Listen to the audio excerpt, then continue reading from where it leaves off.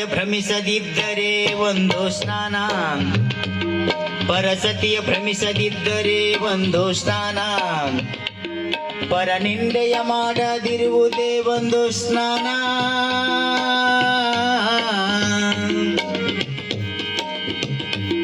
ಪರಸತಿಯ ಭ್ರಮಿಸದಿದ್ದರೆ ಒಂದು ಸ್ನಾನ, ಪರನಿಂದೆಯ ಮಾಡದಿರುವುದೇ ಒಂದು ಸ್ನಾನ.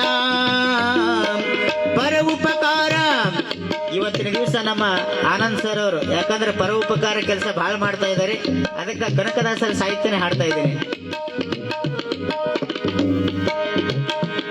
ಪರಸತಿಯ ಭ್ರಮಿಸದಿದ್ದರೆ ಒಂದು ಸ್ನಾನ, ಪರನಿಂದೆಯ ಮಾಡದಿರುವುದೇ ಒಂದು ಸ್ನಾನ.